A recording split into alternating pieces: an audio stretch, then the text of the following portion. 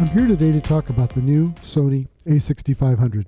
This camera is now being built with in-body image stabilization. This is something I've been asking for quite some time, and I was very, very happy to see in-body image stabilization come to this camera. You've heard me talk about the A6000 before. It does not have in-body image stabilization, and this camera now is going on about 2.5 years old. It was introduced in April of 2014. And the Sony A6000 is the most popular camera model ever. It's still in production and probably still will be. I see the A6500 replacing the A6300 much more than the A6000. And I say this by virtue of the size of the A6000. As you can see, the A6000 is quite a bit smaller than the A6500 and lighter. This may be an advantage to some people. The A6000 came with a very small 16 to 50 zoom lens, which is the equivalent of a 24 to 75, and that's very handy. This isn't a particularly good lens, but it's not a bad lens either. So it isn't the lens I choose to keep mounted to my camera most of the time. I use the Zeiss 16 to 70 by choice. It's an excellent lens, and the 16 to 70 covers the 24 to 105.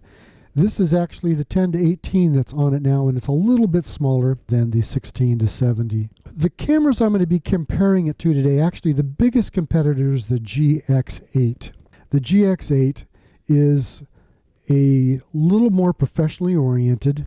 It's the weather-sealed model.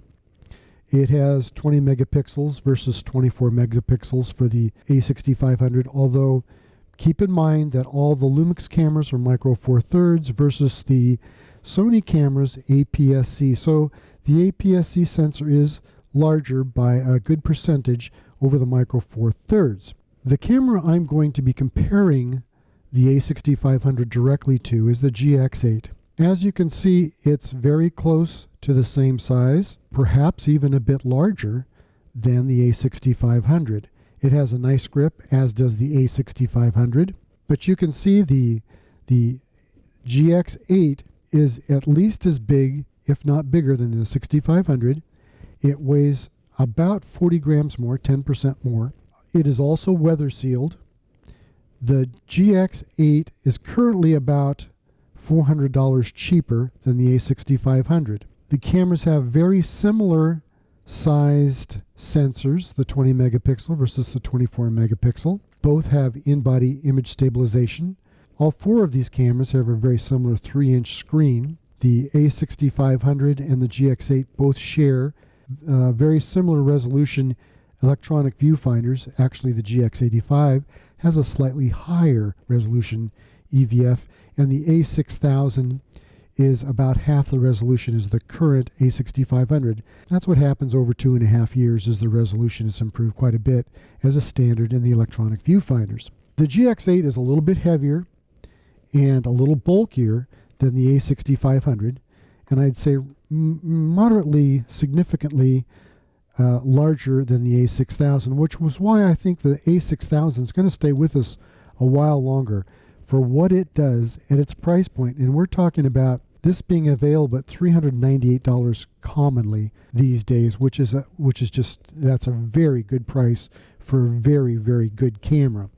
I can't overstate what an excellent value the A6000 still is. Finally, let's talk about the GX85. Now, this is a recently introduced by Panasonic camera.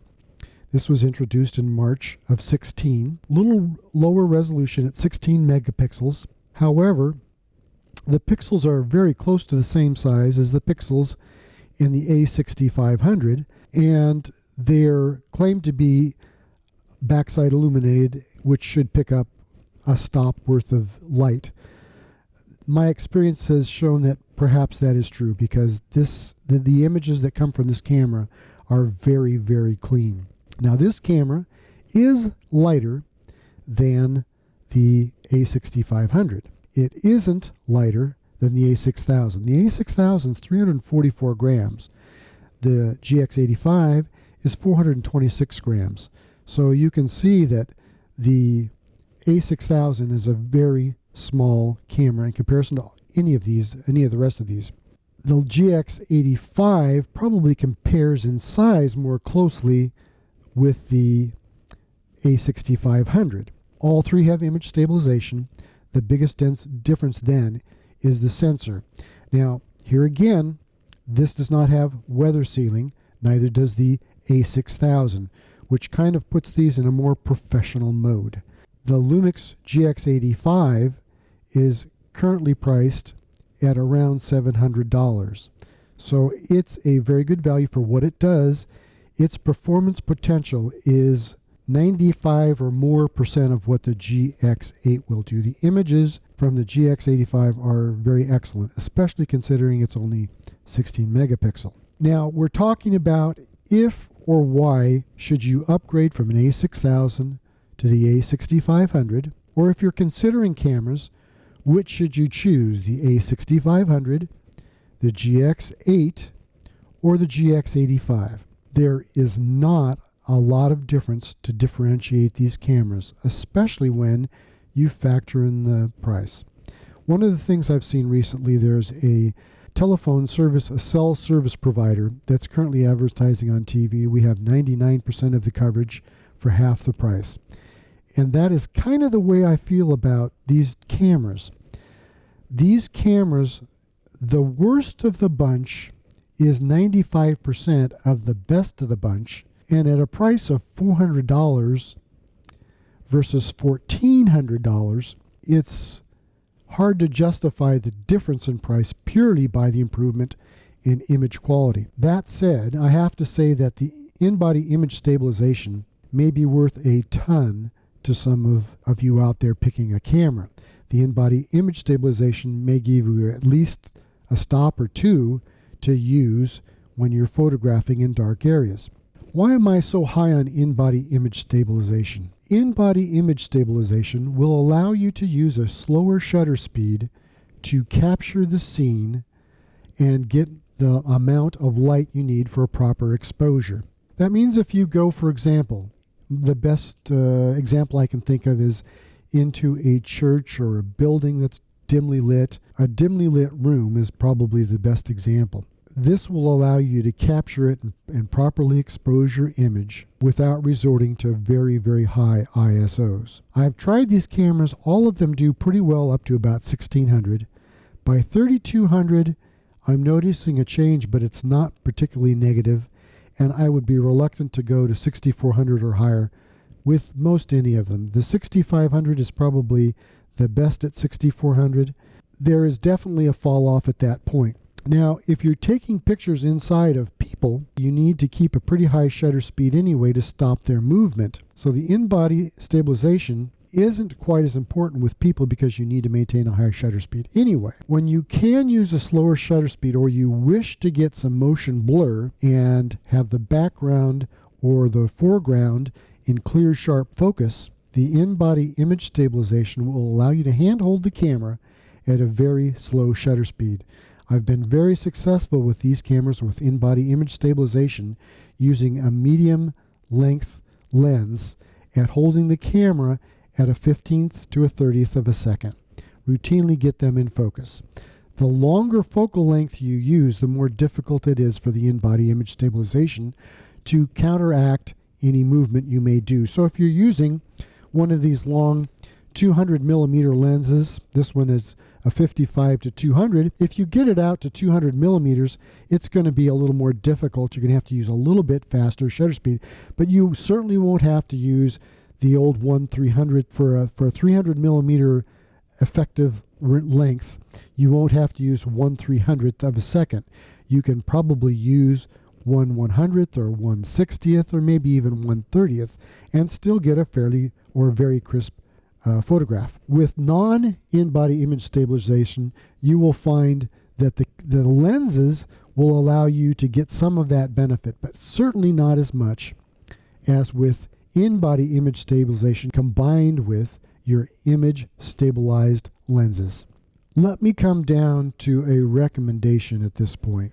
I really like the A6500. It's going to keep me from taking my A7 Mark IIs out a lot of the time. It does an excellent job. APS-C is a very large percentage of as good as the full frame, and it's much lighter. The lenses are much smaller. This is a 55 to 200 millimeter lens, and you can see it's small. Just for a comparison, let me drag out my Nikon D7100 APS-C with a 24 to 85 millimeter lens, and this isn't a fast lens. This is a 3.5 to 4.5. This is much smaller than a pro quality lens at f2.8, and you can see how large it is.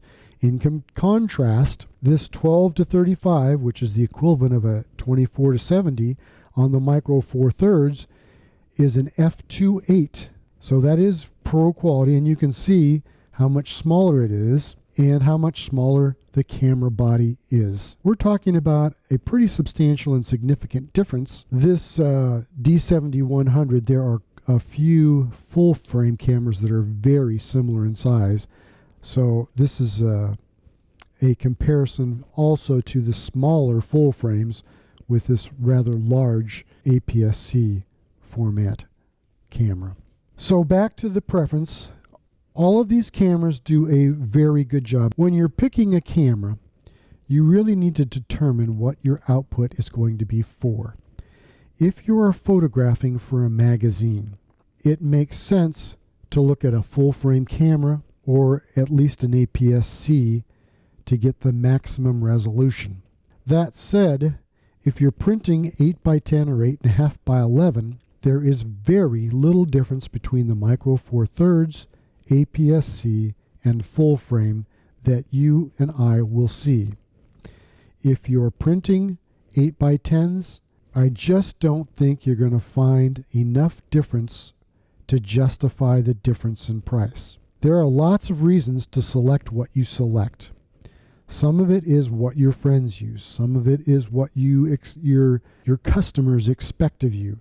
And I realize that if you came to a wedding with this camera and some of your guests come with a great big Nikon D810 or a Canon 1DS or whatever that dwarfs this camera, you may feel uncomfortable with that. I understand that.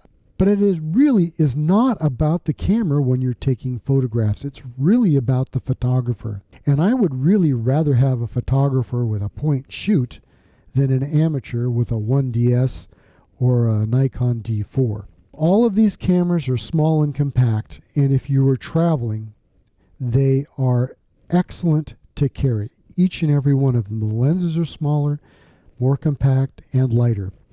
I frequently carry either these two together at the same time. Now, one caveat, I'm going to mention this before I move on. I have noticed one thing about the new in-body image stabilized sensors. They are more difficult to clean. If you clean your own sensors, they are a little bit scary to clean. That's one of those things to think about. Now, one of the accommodations I've made is that I have decided to keep my lenses on the cameras more often. And rather than carrying lenses and swapping them out to one camera, I will carry more cameras so that I don't have to swap lenses. I live on the coast where there's a lot of moisture in the air, and almost every time you swap lenses around the ocean, you're going to get some muck on your sensor. So I consequently have learned to clean my sensors and done them rather regularly. I am not comfortable doing them that frequently with the in-body image stabilized sensors. This is really a good option with a fixed sensor. It's easy to clean, easy to use, small, light, small lenses, cheap these days, $400 versus the A6500 at $1,400 and a little more difficult to clean. It does have some advanced features, the weather sealing, more professional, better grip, but the lenses are all the same and the image capturing ability is very similar. Depending upon your needs, consider your needs. If you need image stabilization, in-body image stabilization, if you don't need in-body image stabilization or your lens stabilization is enough, then the A6000 is an excellent choice. For those occurrences where you do need in-body image stabilization and you have image stabilized lenses that will work with the A6500, this is an excellent choice. So let me wrap this up by saying this. The first thing to do is determine what you are going to use your cameras for, what your output is going to be. The next thing is going to be to determine, for your budget, what makes the most sense. Does it make more sense to buy a cheaper body and good lenses? Are you going to need image stabilization in body, where the in-body stabilized image makes more sense with good lenses? Or can you get by with a micro four thirds sensor? These both have in-body image stabilization and image stabilized lenses, especially the newer ones.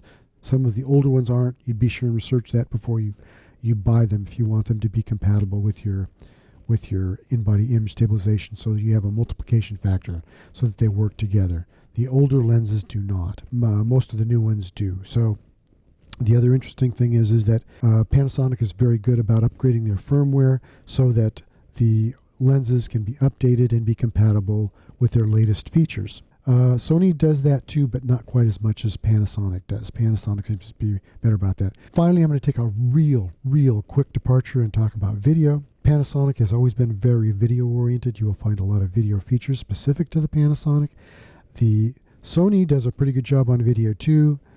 The Micro Four Thirds very closely approximate the Super 16 size, and the output format for 4K fits on the Micro Four Thirds sensor and is the same size output on the A6000 and the A6500. The A6000 is still HD. If you're thinking about video, the Lumixes or the A6500 are going to give you the 4K video output. The A6000 will not give you 4K video output. So there you have it.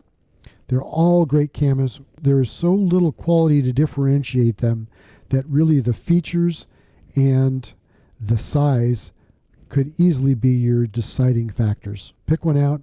I'm sure you'll love any one of them. They're all unbelievably good cameras. Thanks.